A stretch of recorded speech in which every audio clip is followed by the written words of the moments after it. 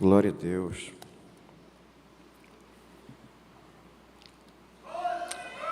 Abra sua Bíblia na terceira epístola de João.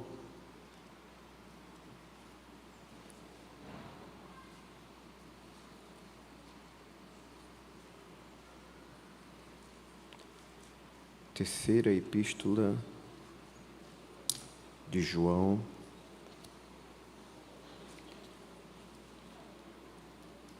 Vamos ler o versículo 1 ao 4. Diz: o presbítero ao amado Gaio, a quem na verdade eu amo. Amado, desejo que te vá bem em todas as coisas e que tenhas saúde, assim como bem vai a tua alma. Porque muito me alegrei quando os irmãos vieram e testificaram da tua verdade, como tu andas na verdade. Não tenho maior gozo ou alegria do que esta, o de ouvir que os meus filhos andam na verdade. Bem, amados, nós estamos concluindo nessa noite uma sequência de estudos sobre andar na verdade. E andar na verdade fala de autenticidade, e uma palavra que resume bem esse sentido é a sinceridade.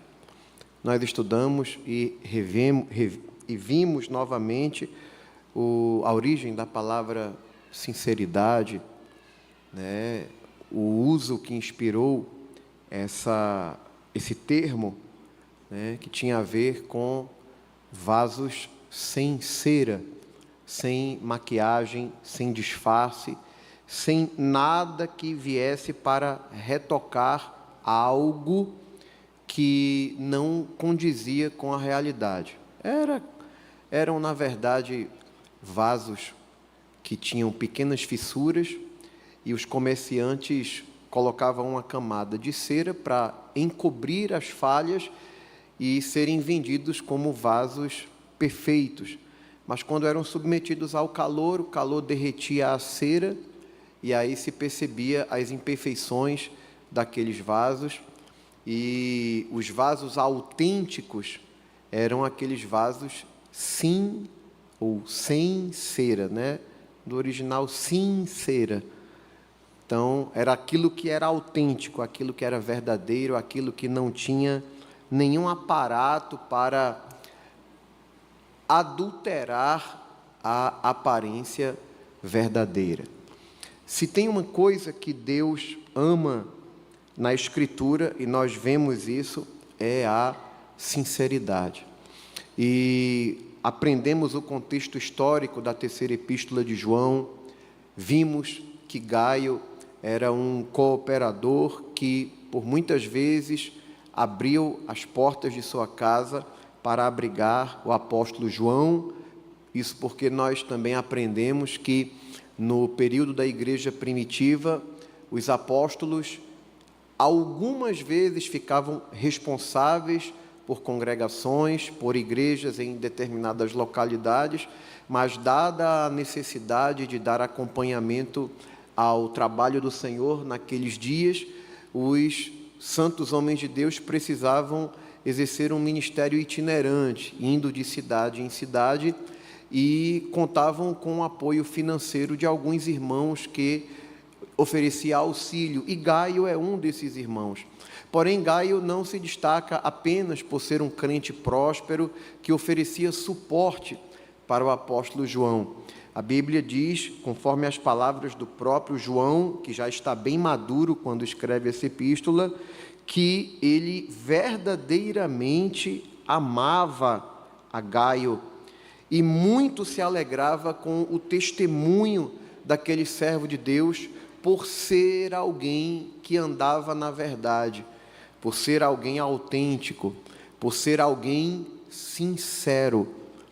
Eu tenho um amigo que alguns de vocês conhecem, e ele, como todos nós, tem os defeitos dele, mas Eu penso que uma das virtudes que faz com que nós sejamos amigos há tanto tempo, mesmo sabendo que ele é uma pessoa que oferece certa dificuldade de convivência, mas o que torna muitas vezes a nossa amizade duradoura é o fato de que ele é uma pessoa extremamente sincera, ao ponto de que quando ele conhece alguém, uma das primeiras coisas que ele diz é: olha, eu vou logo lhe dizendo, eu sou muito chato. E o que acontece? Apesar de não ser a melhor das notícias, né, que a gente recebe acerca de alguém, contudo, quando você conhece alguém que de cara apresenta aquilo que realmente é, você não vai ter tanto problema, porque você não vai se surpreender se de repente a pessoa aparece com o humor totalmente alterado, sem paciência, né?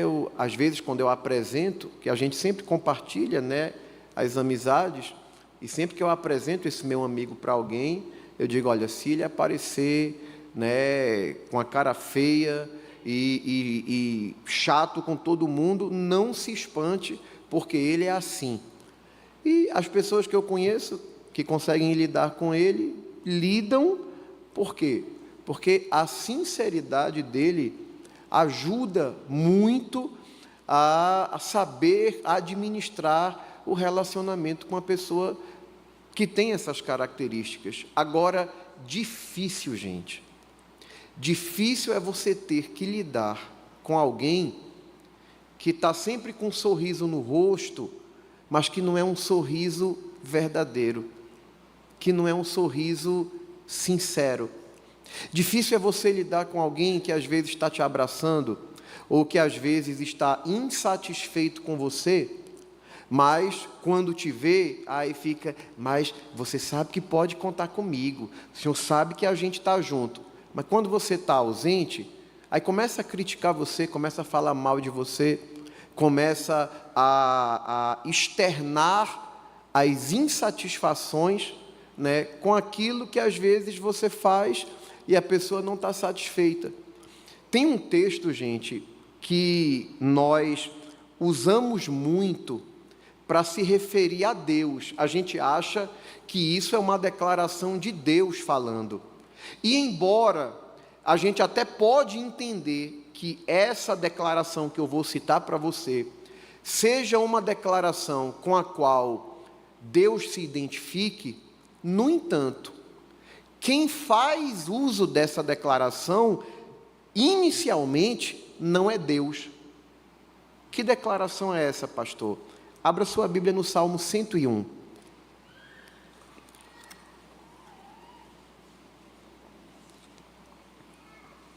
Salmo 101.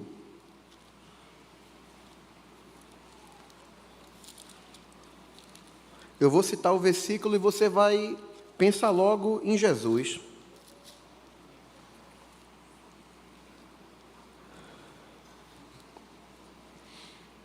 Mas eu vou ler o versículo 6. O versículo 6 diz assim: os meus olhos procurarão os fiéis da terra. Dá uma pausa, olha aqui para mim. Quando a gente ouve essa declaração, os meus olhos procurarão os fiéis da terra, o primeiro pensamento que a gente tem é que quem está falando isso é Deus, olhando para a terra e procurando os fiéis. Não é isso que a gente pensa? De fato, a gente sabe que os olhos do Senhor passeiam por toda a terra, né? E Deus identifica quem tem um coração reto para com Ele, para se mostrar, né, poderoso, para esse que tem um coração. Mas, aqui no Salmo 101, quem está fazendo essa declaração não é Deus. Essa declaração é de Davi. Se você ler o versículo 1, você vai ver que é um salmo de Davi. Ele está dizendo: cantarei a misericórdia e o juízo a ti, Senhor, cantarei. Portar-me-ei com inteligência no caminho reto. Me dá só um pouquinho de retorno mais, por favor.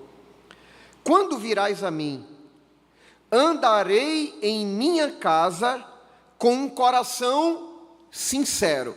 Então, aqui Davi começa a exaltar a virtude da sinceridade, dizendo que eu vou andar dentro da minha casa com um coração sincero.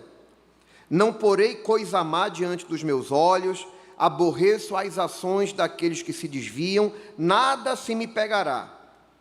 Um coração perverso se apartará de mim. Não conhecerei o homem mau. Aquele que difama o seu próximo às escondidas, eu o destruirei. Aquele que tem olhar altivo e coração soberbo, não o suportarei. Aqui é Davi dizendo, ele fala assim: os meus olhos procurarão os fiéis da terra para que estejam comigo. O que anda num caminho reto, esse me servirá. O que Davi está dizendo é o seguinte: para trabalhar comigo, para fazer parte daqueles que vão estar comigo como súditos, como os mais próximos, como os homens de confiança, eu não posso colocar qualquer um. É por isso que é Davi quem está dizendo: os meus olhos vão procurar os fiéis da terra. Quem vai andar comigo é quem anda num caminho reto. O que usa de engano não ficará dentro da minha casa. É claro que a gente pode entender que essa declaração também se aplica a Deus, mas no primeiro momento ela é uma declaração de Davi. E perceba que Davi diz o seguinte: primeiro ele valoriza a sinceridade na vida pessoal dele, né? Quando ele diz: andarei em minha casa com um coração sincero. E para trabalhar comigo no palácio, para estar do meu lado, o que é que eu vou fazer? Meus olhos vão procurar, vão selecionar. Porque caminho reto, gente, é o mesmo princípio. Caminho reto fala de quem anda na verdade. Por quê? Porque Davi sabia, e deixa eu falar uma coisa, isso aqui não é coisa só de Davi, não. Quando você precisa contratar um funcionário, você sempre vai valorizar mais aquele funcionário que é sincero. Nenhum patrão, ele sente segurança de trabalhar com um funcionário que na presença dele: oh, meu patrão, oh, minha patroa, estou com o senhor, estamos juntos, eu vou vestir a camisa e estou do seu lado. Aí você se ausenta, e aí você sabe que na sua ausência ele começa a inflamar os demais funcionários, dizendo: está vendo aí, não tinha necessidade desse investimento, não tinha necessidade de fazer isso, o chefe não sabe o que está fazendo. Meus irmãos, o que Davi ensina para a gente é o seguinte: vai colocar alguém dentro da tua casa, vai selecionar alguém para trabalhar contigo, em outras palavras, procura os fiéis. Fidelidade aqui fala de lealdade. Fidelidade aqui não está dizendo que todo mundo sempre vai concordar com você, até porque num ambiente de relacionamentos, às vezes, o pai de família, ele toma decisões que o filho mais velho não entende. Mas um filho mais velho, quando ele é um filho mais velho de caráter, ele nunca vai dizer para os irmãos menores: pai está errado, não concordo com o que pai está fazendo, a gente não deve aceitar o que pai está fazendo. Por quê? O filho mais velho, o que é que ele vai servir? Ele vai servir como um mediador, ainda que ele não entenda o que o pai de família está fazendo, mas ele nunca vai colocar os filhos menores contra o pai, ele é um apaziguador. Quando Davi está falando sobre quem vai estar ao lado dele no exercício do governo da nação, ele está dizendo: quem vai caminhar comigo tem que ser sincero, tem que andar reto, não pode ter um coração enganoso. Você já parou para pensar? Você sabe que Davi cometeu erros, Davi cometeu falhas, Davi se envolveu em acidentes espirituais. E a Bíblia em nenhum lugar passa a mão nos erros de Davi. Agora você já parou para pensar, se os homens que Davi colocou ao lado dele não fossem homens fiéis, não fossem homens leais, no primeiro tropeço de Davi, o que é que eles teriam feito? Está vendo? Está errado, vamos se posicionar contra ele. Só que os homens de Davi sabiam que Davi, por mais que tivesse tropeçado, Davi era conhecido como um homem segundo o coração de Deus.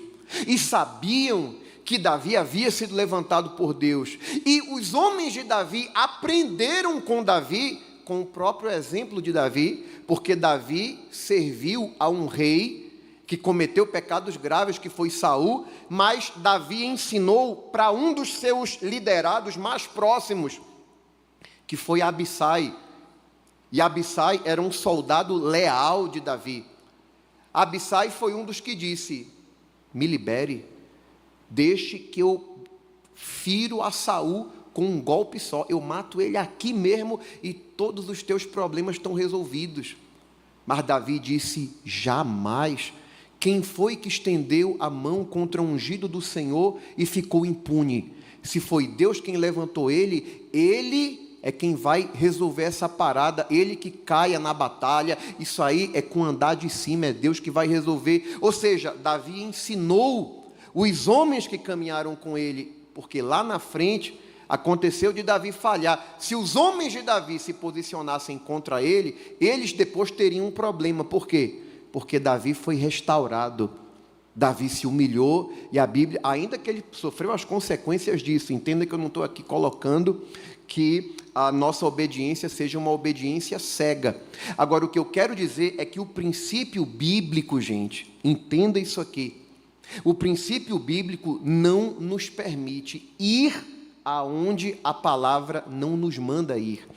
A gente tem um exemplo clássico disso, né? Você sabe que Noé, eu já citei isso várias vezes, né? Mas você vai ver que Noé tinha 3 filhos, e depois que ele sai, né, desce da arca depois do dilúvio, a Bíblia diz que ele planta uma vinha, colhe os frutos da vinha, faz vinho,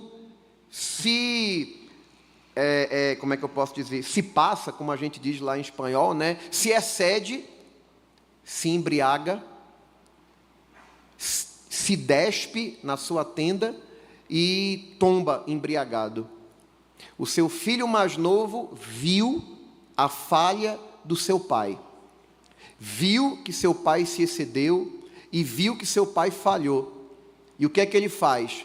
Ele corre para expor a falha do seu pai para os seus irmãos mais velhos, Sem e Jafé. Sem e Jafé não eram hipócritas, não eram, como é que eu posso dizer, não deixaram de ser verdadeiros. Eles reconheceram que houve uma falha em Noé, tanto reconheceram que a Bíblia diz que eles caminharam em direção a Noé de costas. Por que eles caminharam de costas? Porque sabiam que se caminhassem de frente, eles iriam se deparar com o excesso de Noé, com a falha e a vergonha que seu pai causou. Mas o que eles entenderam? Apesar de nosso pai ter falhado, apesar de nosso pai ter se excedido, apesar de nosso pai ter cometido um escândalo, ele é o nosso pai, e não cabe a nós expor ou investigar o fracasso do nosso pai. O que a gente faz? Caminha de costas Sem, e Sem e Jafé pegam um lençol caminhando de costas para cobrir a vergonha do seu pai. Sabe o que é curioso na Bíblia? É que quando o efeito do mé, né, do vinho passa, que Noé desperta, e que Noé toma conhecimento do que acontece. Veja o que é interessante. O perigo da gente desrespeitar uma autoridade, mesmo quando a autoridade se equivoca. Por que eu estou dizendo isso, gente? Eu não estou falando isso aqui como que toda autoridade tem um salvo-conduto para errar. Não é isso que eu estou dizendo. O que eu estou dizendo é que muitas vezes a falha do líder. E quando eu falo líder em qualquer esfera, porque o primeiro contato que a gente tem com liderança é dentro de casa, é a liderança dos pais. E às vezes o que é que eu encontro? Às vezes eu encontro filhos, adolescentes, jovens, que ele, quando identifica uma falha no pai dele, ele acha que tem o direito de desrespeitar o pai dele. Às vezes ele vê uma falha na mãe dele e acha que porque a mãe cometeu uma falha, ele tem o direito de desrespeitar ou de desobedecer a mãe. Deixa eu te falar uma coisa, quando a Bíblia manda honrar pai e mãe, ela não está colocando como condição que o caráter do pai ou da mãe seja um caráter perfeito. Pode ter cometido a falha que for, mas é teu pai e é tua mãe, e tu tem que honrar se tu quiser viver muito e tu quiser ser feliz. Simples assim. Porque se a gente pensa, meu pai errou, minha mãe errou, está desqualificada, não lhe devo respeito. Será que é assim que Deus vê? Porque quando a gente olha para Noé, Noé errou, sim ou não? Se excedeu, sim ou não? Escandalizou, sim ou não? Claro que sim, o caba ficou nu na tenda, depois de ter enchido a cara de vinho, gente. Foi muito feio. Mas quando ele desperta, e ele toma conhecimento do que aconteceu, a Bíblia diz que Noé proferiu uma sentença para Sem, Cã e Jafé.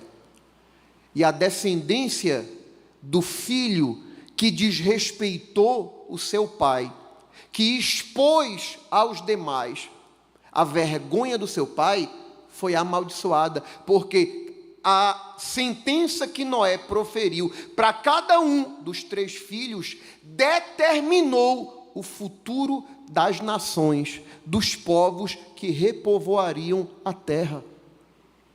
O que eu quero dizer com isso? A autoridade que Deus colocou sobre Noé não foi removida, apesar dele ter falhado. O que é que isso tem a ver com sinceridade, gente? Quando se trata de líder, quando se trata de falar com pai e mãe, entenda, quando a gente está falando de sinceridade com a autoridade, é porque o princípio da autoridade é um princípio sagrado. Eu já citei isso aqui várias vezes, mas a gente está vivendo um tempo que de vez em quando a gente tem que estar relembrando isso. Eu sempre digo isso, alguns de vocês já decoraram isso. Quando a gente compara os pecados de Davi com os pecados de Saul, quais foram os pecados mais escandalosos? Foram os pecados de Davi, gente. Davi pega uma mulher que não é dele, dorme com a mulher, engravida a mulher, manda chamar o marido dela que está na guerra, para o camarada dormir na casa dele, pensando que quando o filho nascesse, o filho seria dele. Só que o camarada é tão fiel, é tão leal, que ele se recusa a dormir dentro de casa. Davi manda o camarada para frente da batalha, mandando a carta na mão dele. Diz a Joabe, capitão da guarda, bote Urias na frente da batalha, onde a peleja é mais intensa. Quando ele estiver no auge da peleja, retire-se de trás dele, e não te pareça mal esse negócio, porque a espada consome tanto a um como o outro. Prostituição, homicídio, mau caratismo. Agora, quando você olha para os pecados de Saul, eu não estou falando nem de consultar a pitonísia de Endor, a médium. Não estou nem falando disso, porque quando Saul fez isso, ele já estava desviado. Mas eu estou falando dos pecados que ele cometeu, que o levaram à rejeição. Porque a consulta, a pitonisa, quando ele faz isso, ele já está rejeitado. Eu não estou nem colocando isso na conta dele. Eu estou falando dos pecados que o levaram a ser rejeitado por Deus. Sabe o que foi? Que levou Saul a ser reprovado? Desrespeito à autoridade constituída. Alguns se chocam com o que eu vou falar, mas a diferença dos pecados de Davi para os pecados de Saul é que Davi peca contra a santidade. Saul peca contra a autoridade. Qual dos dois foi restaurado? Davi. E sabe qual é a conclusão? Pecar contra a autoridade é pior do que pecar contra a santidade. Porque quando a gente peca contra a autoridade, sabe a quem nós estamos nos assemelhando? Quem foi o primeiro? Na verdade, o primeiro pecado que se tem notícia foi contra quê? Contra a autoridade. Por que eu estou falando isso? Porque você identifica a lealdade, a fidelidade em relacionamentos de hierarquia, relacionamentos que envolvem autoridade. Você identifica fidelidade e lealdade onde você encontra sinceridade.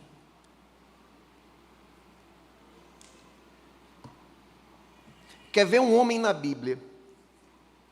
Porque quando a gente estuda os personagens, você aprende com os erros e com os acertos deles. Tem um homem na Bíblia que o final dele não é bom, que foi Joabe. Joabe foi o comandante do exército de Davi. Joabe, ele desrespeita a ordem de Davi, ele se torna insubmisso em alguns momentos, porém, existem momentos na vida de Joabe que Joabe conseguiu tirar 10. Em outras matérias ele foi um fracasso, foi reprovado. Mas em algumas situações específicas, você percebe sinceridade na submissão de Joabe. Por exemplo, segundo livro de Samuel, capítulo 12. Segundo livro de Samuel, capítulo 12, versículo 26. Deixa a Bíblia aberta, você localiza, segundo Samuel, capítulo 12, versículo 26, e já a gente vai ler. Olha aqui para mim. Quando é que você identifica, muitas vezes, uma relação de lealdade? De alguém que, de fato, se porta como aquilo que você está vendo diante de você. Porque entenda. Dizer que alguém é leal, ou que é fiel, ou que é sincero na sua presença, é muito fácil. O patrão que está na loja, que está na empresa, que está na fábrica, o professor que está na sala de aula, a dona de casa que exerce autoridade sobre uma funcionária, o pai de família que exerce autoridade dentro de casa, o patrão, em toda a relação que existe, alguém que está acima de nós. Quando a gente demonstra essa lealdade, quando a gente diz, conte comigo, eu estou aqui do seu lado, estamos juntos, eu estou aqui para lhe defender, eu estou aqui para proteger suas costas, na sua presença é muito fácil.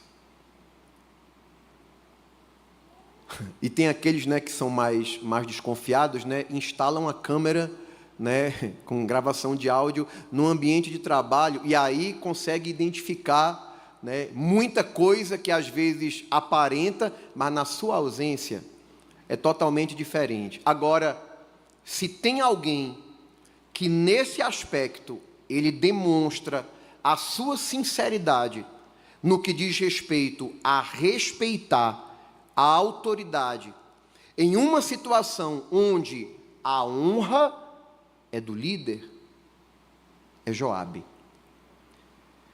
A Bíblia diz que Joabe pelejou contra a cidade de Rabá, dos filhos de Amon, e ele conquistou, ele tomou a cidade real. Dá uma pausa aqui.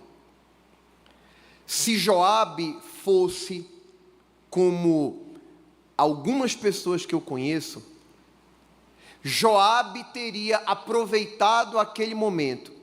Por exemplo, imagine, vamos só mudar o cenário. Vamos imaginar que Joabe seja o gerente de uma empresa. E o dono da empresa está na sua casa de férias, está descansando, está em algum outro lugar. O gerente estabelece uma estratégia e alcança um resultado excelente. Você quer conhecer o caráter desse gerente? Quando ele começa dizendo para a equipe, está vendo aí, ó?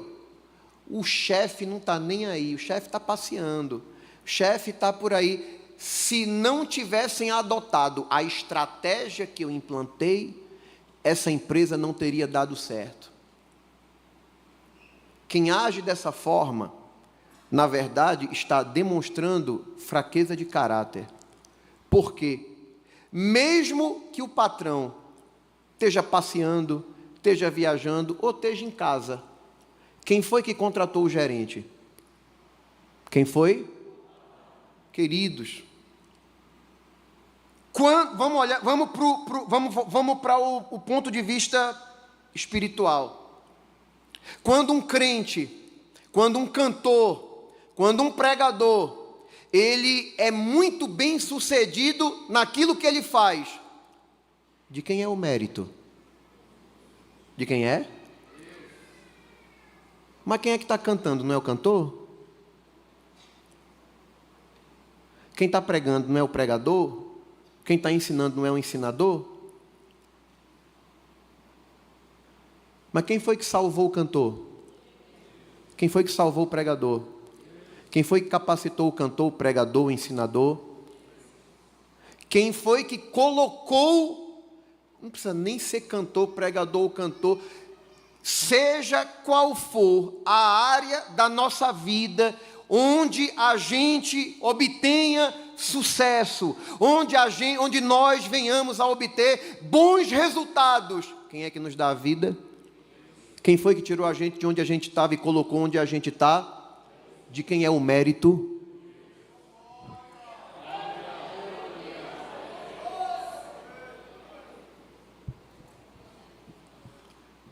Uma vez eu ouvi um líder, ele fez uma analogia tremenda.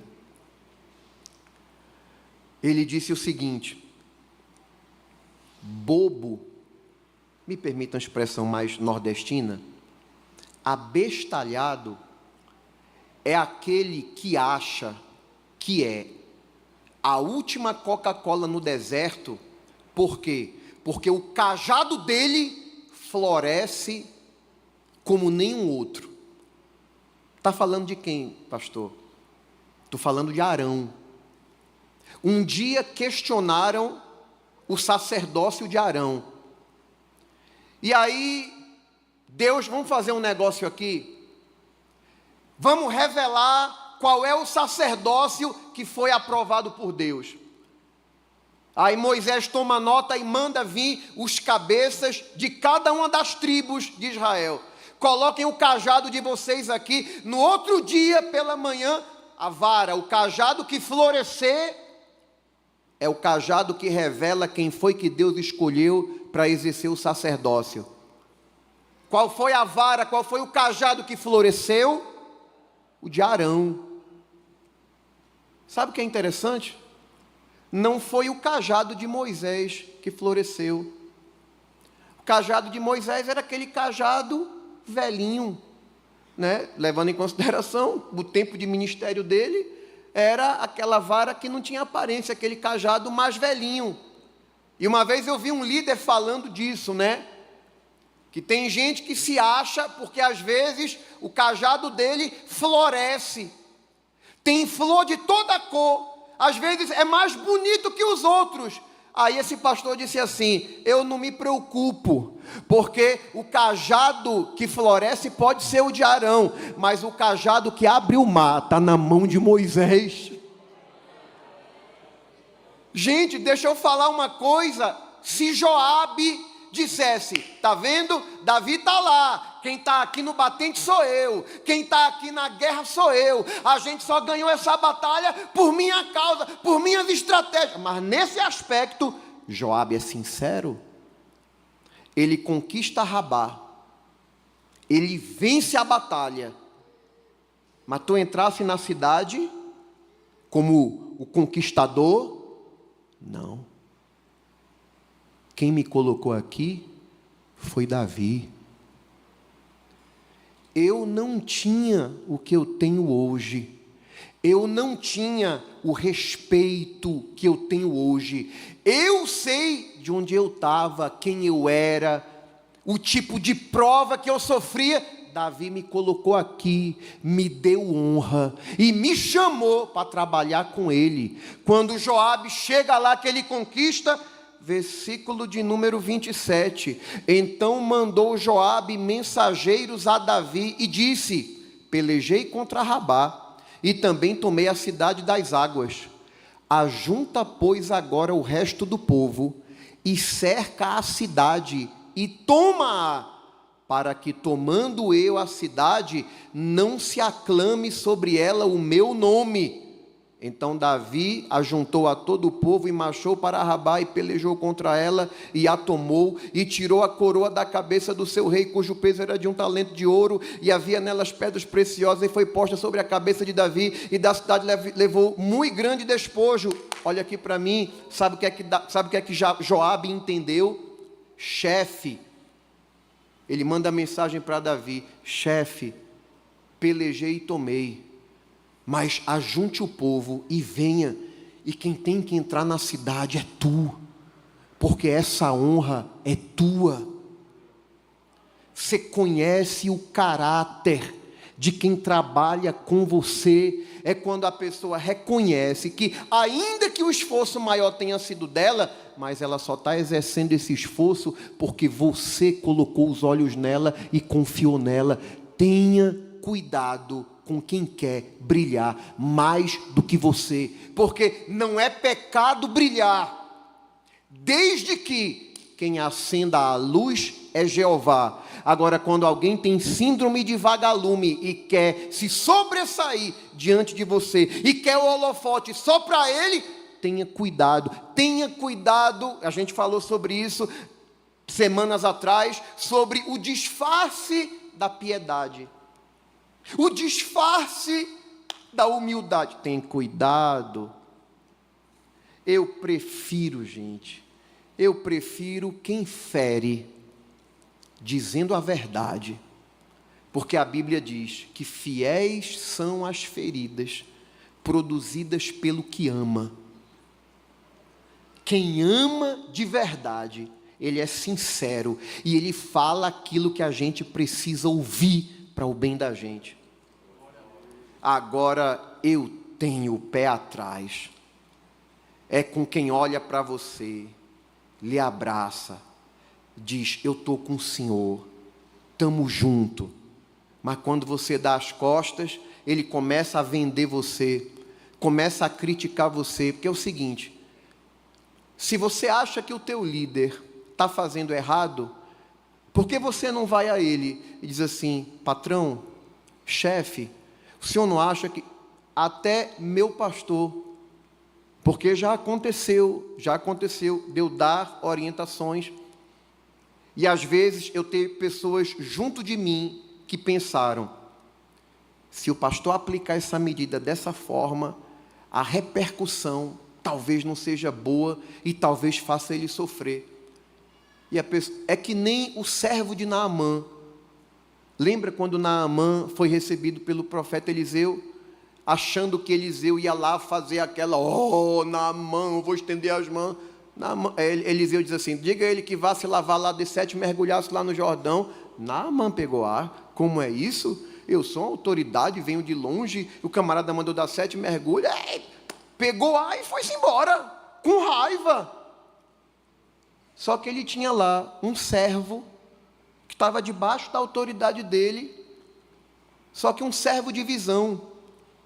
O servo, eu acho linda a postura do servo de Naamã, Porque o servo de Naamã não saiu para os outros dizendo, está vendo aí? Perdeu a bênção por causa da arrogância dele. Caba bruto. Vai morrer leproso, eu acho é pouco, porque é arrogante. Mas não, porque quem é fiel, quem é leal, ele é sincero. Aí ele chega para Naamã, parece que eu estou vendo Naamã brabo em cima do carro, resmungando, dizendo, que isso é papel de profeta, eu tenho rios muito mais bonitos lá na Síria, e o camarada manda dar um mergulhaço, 7 mergulhos no Jordão. Aí o servo dele faz assim, chefe, veja bem, se o homem de Deus mandasse tu fazer uma coisa difícil, tu não ia fazer? Aí ele, é mesmo? Então, já que ele mandou fazer uma coisa fácil, em outras palavras, né? Tu já está aqui mesmo, chefe. Vai lá, 7 mergulhos, vai tirar pé. Aí ele, é mesmo? Se ele cobrasse uma... Porque Naamã foi com presentes, né, com riquezas, disposto a pagar para Eliseu. Ele não pediu nada disso. 7 mergulhos, vou lá. Quando ele levanta no 7º mergulho, a pele está como a pele de uma criança. Mas tudo por quê? Por causa da sinceridade de um servo fiel que estava do lado dele. Quem é leal, quem é fiel, é sincero. E é por isso que a Bíblia valoriza tanto essa virtude, gente. Quando eu falo sinceridade, eu não digo... Porque tem gente que às vezes se vangloria da sinceridade, como que querendo ter uma desculpa para jogar tudo, despejar tudo nos ouvidos de todo mundo. Não é isso. Porque eu conheço gente que diz, não, eu sou assim mesmo, eu digo na cara. Não, não é... Sinceridade não é isso. Porque muitas vezes tem gente chamando desrespeito de sinceridade. E não tem nada a ver uma coisa com a outra. Porque a sinceridade leva em conta 3 virtudes. Dizer sempre a verdade. Agora, na hora certa e da maneira certa. Então, esse negócio, não, eu digo na cara mesmo, isso não é desculpa, isso não é sinceridade. Isso aí é desculpa para quem quer ser desrespeitoso. Você pode dizer tudo o que precisa ser dito a uma pessoa. Agora diga no tom certo, na maneira certa e no momento certo. Quem entendeu diz amém. Então, existem muitas promessas para aqueles que são sinceros. Por exemplo, a sinceridade faz com que a intimidade de Deus seja revelada aos sinceros. Vê que coisa linda? Provérbios, capítulo 3, versículo 32. Vocês entenderam o exemplo de Joabe, né? Porque tem gente que às vezes, já vou para Provérbios, né? A sinceridade de Joabe está naquele aspecto, porque tem pessoas que dizem assim, meu chefe, não, o senhor, eu lhe considero e tal, mas na ausência do chefe, ele quer assumir o protagonismo. Joabe é genuinamente sincero. Não, essa honra não é minha, essa honra é de Davi. Olha aqui para mim, só para eu fechar esse pensamento aqui. Escute isso aqui. Você conhece muito a sinceridade, como eu te falei, quando você está abaixo da liderança de alguém.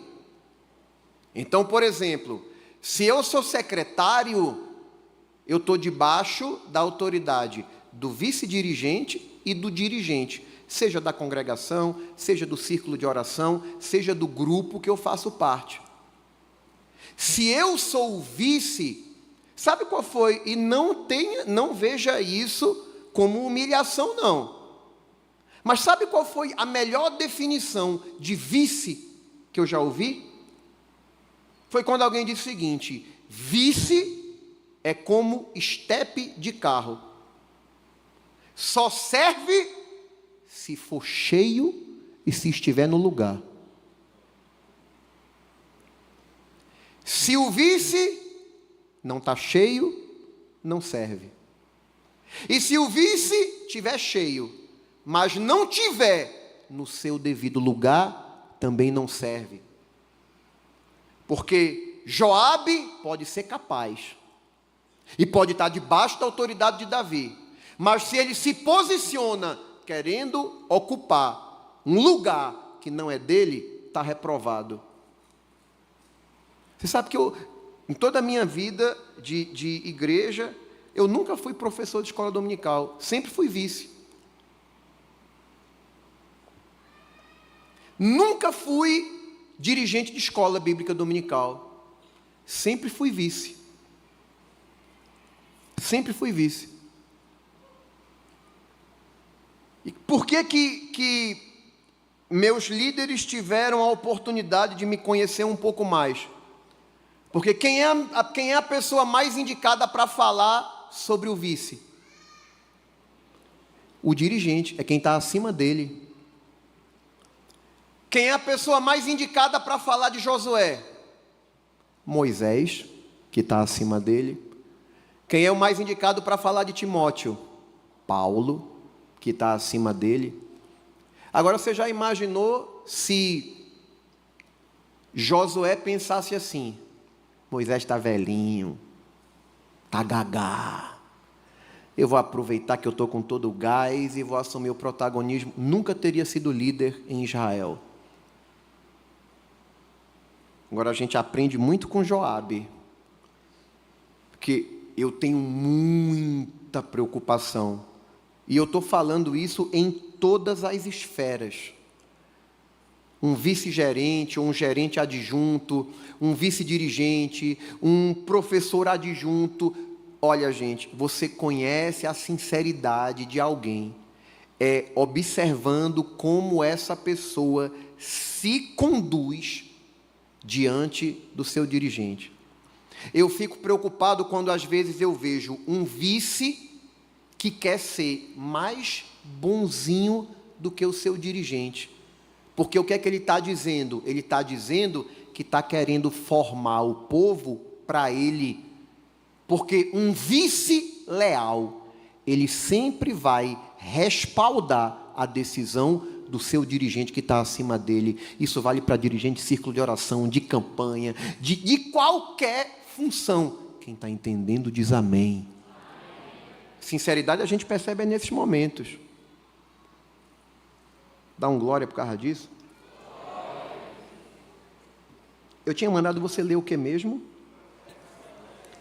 Provérbios capítulo 2, versículo de número 7. Olha que promessa linda. Não, será que é esse? Não, é Provérbios 3 e 32. Olha que promessa linda. Provérbios 2 e 7, mas tem também Provérbios 3 e 32. Mas vamos ler Provérbios 2 e 7. Ele reserva a verdadeira sabedoria para os retos. Escudo é para os que caminham na sinceridade. Sabe o que a Bíblia está dizendo? Que Deus protege quem é sincero. Quer ver um exemplo disso? Abra sua Bíblia em Gênesis capítulo 20. Gênesis capítulo 20. Versículo de número 6.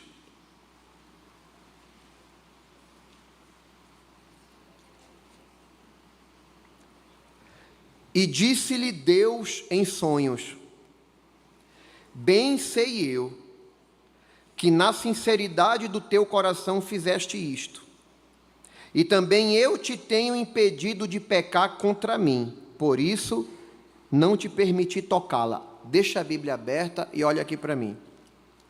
Provérbios 2 e 7 diz que há um escudo para os que caminham na sinceridade. Quem é Abimeleque? Abimeleque foi um rei que quando Abraão peregrina no seu território, Abimeleque era rei de Gerar. E aqui cabe até uma discussão, não é o foco aqui do estudo, mas só uma curiosidade assim interessante. Há uma teoria, há quem creia, que você sabe que quando Deus chamou Abraão e Sara, eles já eram idosos. Todo mundo aqui sabe disso, né? Abraão tinha 75 anos e a diferença de idade dele para Sara era muito pouca, eram 2 velhinhos. Existem 2 teorias. Existe uma teoria que nos tempos patriarcais, os sinais de envelhecimento, eles demoravam muito mais a aparecer. Mas há uma teoria, há quem acredite, melhor dizendo, há quem acredite, que do momento que Deus faz a promessa para Abraão e Sara, de que eles iriam gerar, apesar de Sara já ter entrado no processo de menopausa e não ter mais ciclo menstrual, ela não gerava mais filhos, há quem acredite que a partir daquela promessa, Deus teria feito com que Sara rejuvenescesse.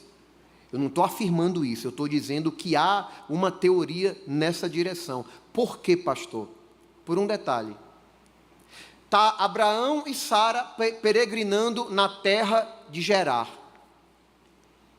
Por que é que o rei daquela terra iria ficar atraído por uma velhinha de 75 anos?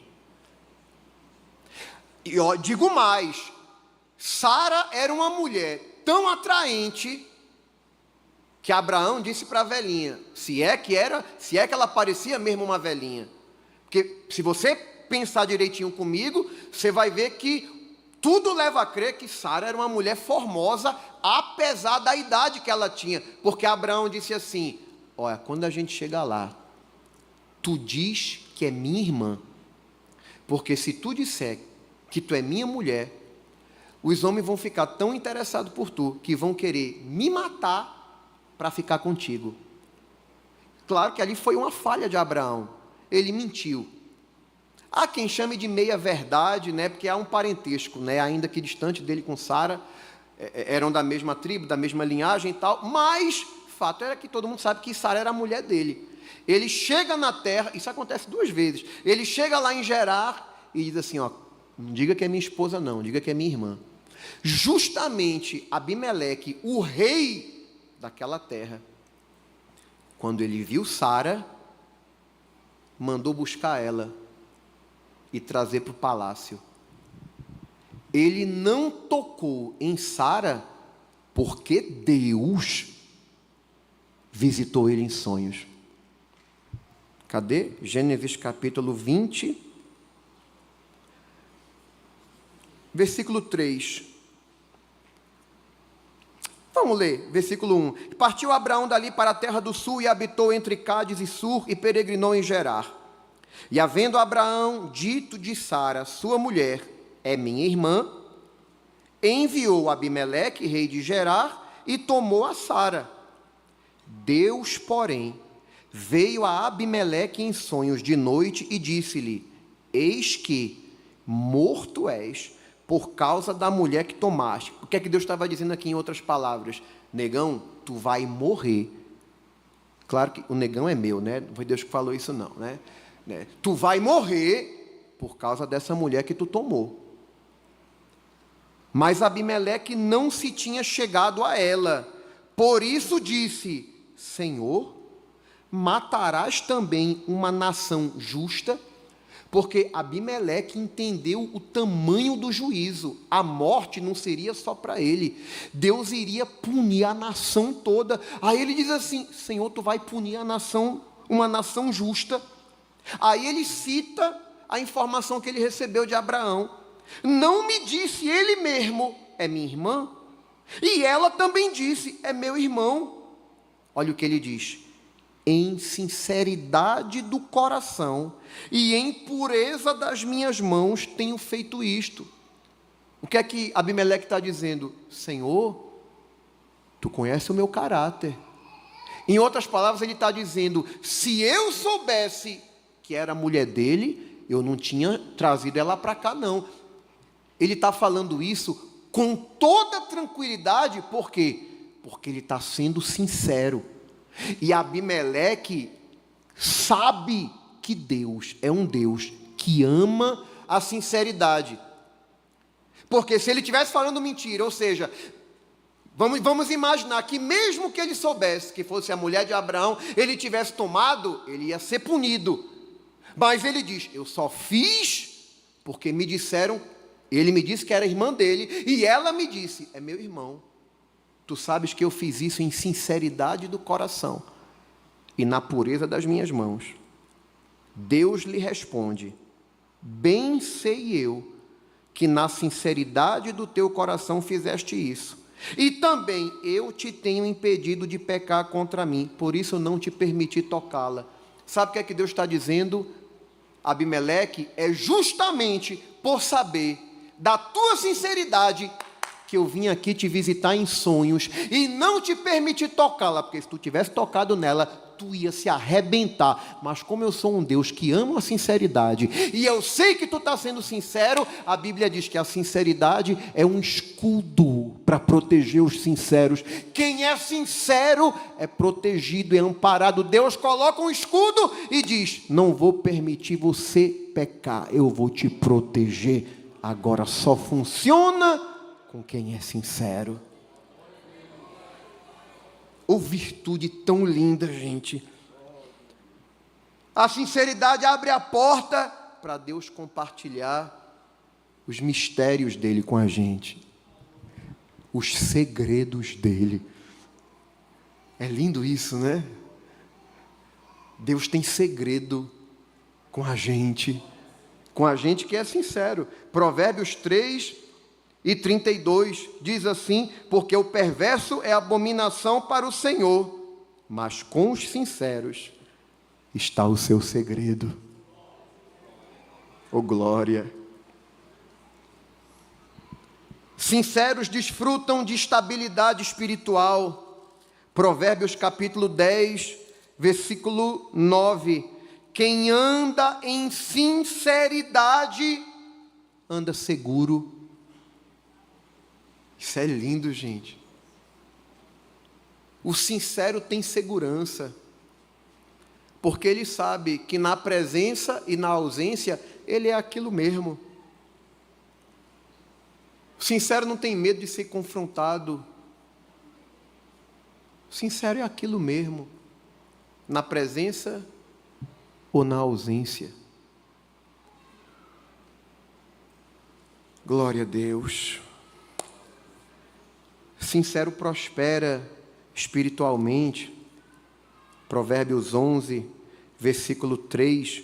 A sinceridade dos sinceros os encaminhará, mas a perversidade dos desleais os destruirá. Às vezes você percebe por que uns vão além, outros não. Às vezes está num detalhe. Quem é sincero vai ser encaminhado. Glória a Deus. Provérbios 12:19 fala de estabilidade. O lábio de verdade ficará para sempre, mas a língua mentirosa dura só um momento. Quem é íntegro, quem é autêntico, quem fala a verdade, ele até morre, mas o nome dele continua sendo uma referência. Glória a Deus.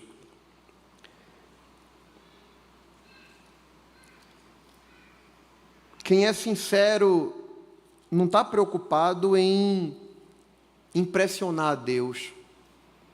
Quem é sincero não tem problema de expor suas fraquezas para Deus. Você olha Jeremias, o profeta, no capítulo 20, versículo 7, a Bíblia diz que Jeremias é submetido a uma situação de muita vergonha.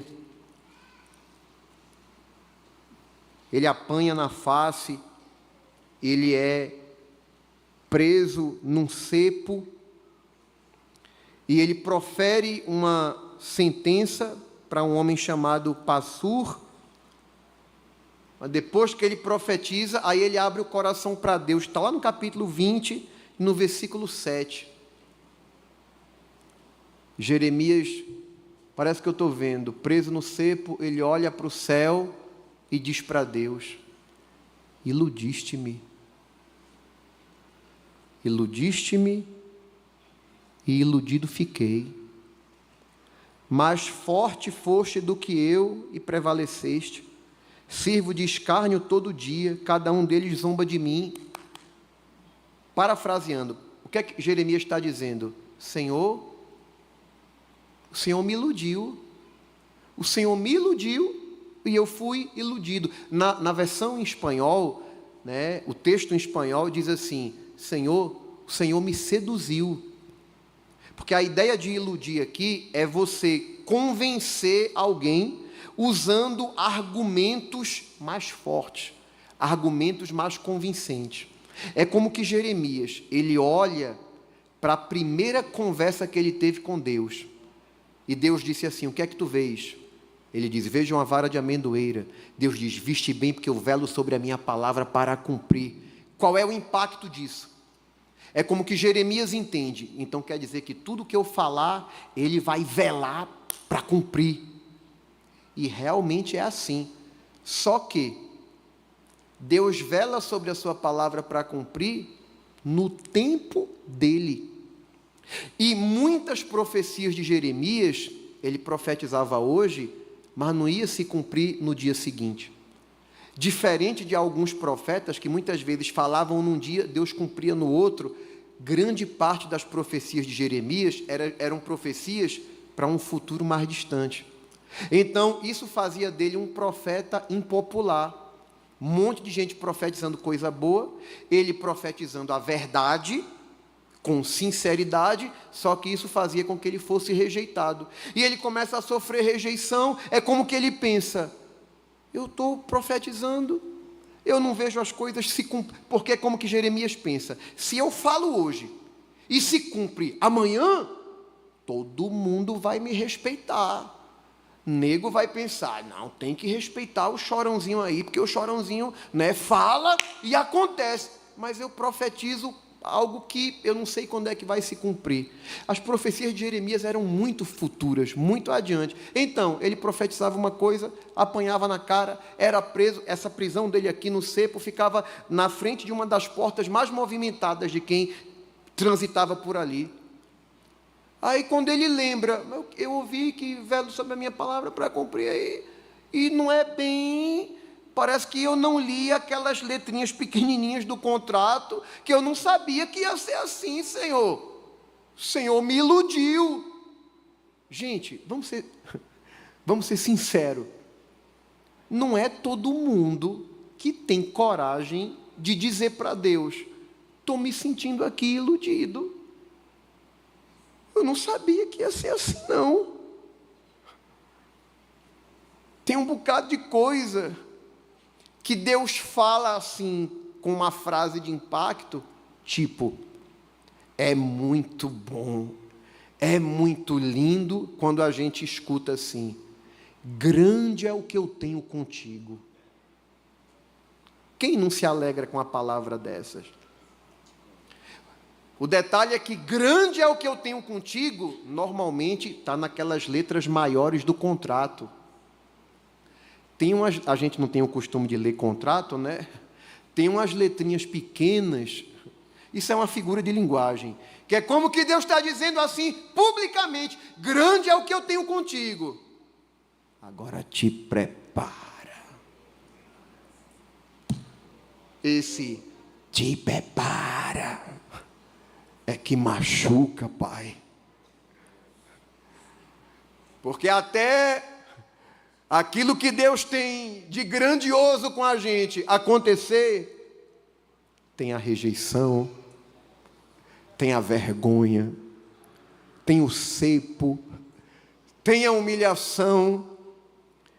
Detalhe é que nem todo mundo tem essa sinceridade que o profeta teve para dizer: eu estou me sentindo iludido. O Senhor usou uns argumentos, quando ele diz assim, mais forte foste do que eu e prevaleceste, está dizendo, o Senhor usou uns argumentos aí, tu disseste, né, em outras palavras, zelo sobre a minha palavra para cumprir, então, quem é que vai questionar um negócio desse? Só que eu não sabia que ia ser tão difícil, e eu estou me sentindo iludido, eu estou me sentindo enganado. Alguns de nós, às vezes, são um pouquinho mais sinceros. Normalmente a gente passa quando passa aquela fase do primeiro amor, onde tudo é alegria, né? Tudo a gente chora de alegria, tudo a gente se emociona. Aí quando começa os trupicão, as cotoveladas, quando começa as pancadas, uns não falam, mas pensam. Se eu soubesse que ia ser assim, eu não sei se eu tinha sido crente, não, porque eu não achava que a peneira era tão estreita. Mas pode ser sincero. Pode dizer a Jesus. Porque Jesus ama a sinceridade. Sinceridade revela que a gente é o que a gente é. João Batista, eita cabra sincero. Sincero para dizer a verdade. Porque quando ele tem a oportunidade de tratar com Herodes, ele diz assim, não te é lícito possuir a mulher do teu irmão. Caba macho. Mas ele não era sincero só para falar a verdade, não. Ele também era sincero para expor suas fragilidades. Foi parar na prisão e agora ele pensa que eu acho que João se preparou para tudo. Se preparou para batizar, se preparou para revelar o Messias, mas não se preparou para ser preso, não se preparou para ficar humilhado. Aí ele chama 2 discípulos dele, chega aqui, procura saber onde Jesus está, porque eu tenho uma pergunta que eu quero que vocês façam para ele. Cheguem para ele e perguntem assim, és tu mesmo aquele que haveria de vir? Ou nós devemos esperar por outro? Eu já estou terminando, e eu vou concluir com isso aqui, porque eu acho que isso aqui é bem reflexivo para a gente. Pensa comigo. Gente, se tem alguém na Bíblia que não poderia duvidar da identidade de Jesus, é João. João passa 30 anos no deserto. Quando ele está no deserto, ele começa a ouvir a voz de Deus e ouve Deus falando com ele lá, dizendo assim, João, quando tu sair, quando eu te mostrar para Israel e tu começar a batizar, vai chegar um diante de ti, ele é mais poderoso do que tu vai batizar com água, mas esse que tu vai preparar o caminho para ele, ele vai batizar com fogo. Tu vai saber quem ele é, porque quando tu batizar ele, tu vai ver o meu espírito descer sobre ele na forma de uma pomba. E isso se cumpriu. Se tem alguém que teve uma visão mais próxima do que é a Trindade, foi João Batista. Porque ele batiza Jesus, a segunda pessoa da Trindade. Entre o céu e a terra, ele vê o Espírito Santo, a terceira pessoa da Trindade, descendo na forma de uma pomba. E para não ficar dúvida, ele ouve a voz da primeira pessoa da Trindade, o Pai, falando de forma audível e dizendo, este é o meu Filho amado, em quem me comprazo. Se tem alguém que não podia duvidar de quem é Jesus e das promessas que ouviu lá atrás, era João. Mas bastou as coisas darem errado, bastou uma perseguição, bastou acontecer o que ele não esperava, porque João Batista revela muito da nossa fragilidade. A gente pode ter a experiência com Deus que for, a gente pode ter ouvido as promessas que forem, mas em momentos de ataque, em momentos de luta, em momentos de desânimo, tem hora que a gente não crê em nada. Parece que a gente está iludido, parece que não vai acontecer nada. Agora, o segredo desses momentos é a sinceridade, porque Deus ama a sinceridade. O que Deus não suporta é maquiagem, no sentido de alguém que é uma coisa, mas tenta parecer outra para impressionar a Deus. Oh, queridinho, Deus não se impressiona com nada de ninguém. Agora, tem coisas que chamam a atenção dele, e sinceridade é uma delas. Porque os discípulos de João chegam aonde Jesus está. E João não ficou pensando, é capaz dele achar que eu sou um incrédulo, é capaz dele achar que eu sou cru, é capaz dele me repreender por causa dessa minha fragilidade, mas eu sou isso. Eu não estou entendendo nada, Senhor. Eu preciso de uma palavra. Eu estou dizendo como eu estou me sentindo. É tu mesmo? Aí os discípulos de João chegam a Jesus. Mestre, a gente veio do cárcere agora. João mandou perguntar ao Senhor se tu é mesmo aquele que haveria de vir, ou se a gente deve esperar outro. E aí você descobre como Jesus ama a sinceridade. Porque se Jesus fosse como algum de nós, ele teria dito, diga a João que deixe de ser incrédulo, rapaz. Como é que um homem com tanta experiência está duvidando? Porque às vezes a gente quer impressionar os outros, né? Com a fé que a gente inabalável. Mas Jesus entende a nossa fragilidade. Ele não dá uma repreensão em João. Ele não manda dar um recado para João dizendo, deixe de ser incrédulo. Não. Ele responde da maneira mais linda. É como que ele diz assim aos discípulos de João, eu não vou responder agora não, fica aqui comigo um pouquinho e fica me observando aqui trabalhar. O que é que vocês estão vendo? Os cegos veem, os mortos são ressuscitados, os leprosos são purificados, aos pobres é anunciado o reino de Deus.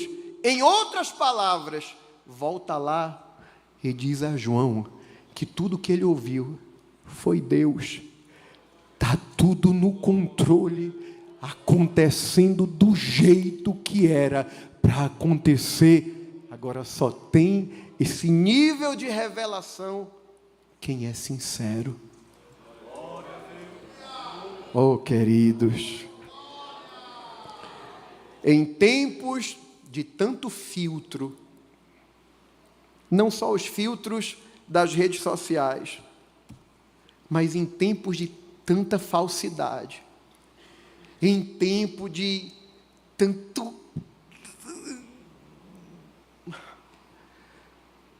artifício para parecer o que não é, Deus está procurando crente sincero, crente que quando diz, eu amo e eu amo mesmo, crente que diz assim, eu lhe apoio, eu estou com o Senhor e estou mesmo. E deixa eu te falar uma coisa, o sincero não é aquele que fecha os olhos para os teus defeitos, porque um amigo sincero, ele não vai dizer que você não tem defeitos. Agora, ele vai proteger você, ele vai lhe defender na sua ausência e vai ser leal na sua presença. Aquele que só é leal na tua presença, mas quando tu sai, te critica, te expõe as insatisfações que ele tem contigo e não diz para você, esse não é sincero. Agora, deixa eu falar, tem muita promessa para quem é sincero, porque quem é sincero se identifica com o caráter de Jesus. Que Deus em Cristo nos abençoe e aplique a sua palavra nos nossos corações e nos ajude a sermos crentes sinceros que andam na verdade. Amém, meus amados?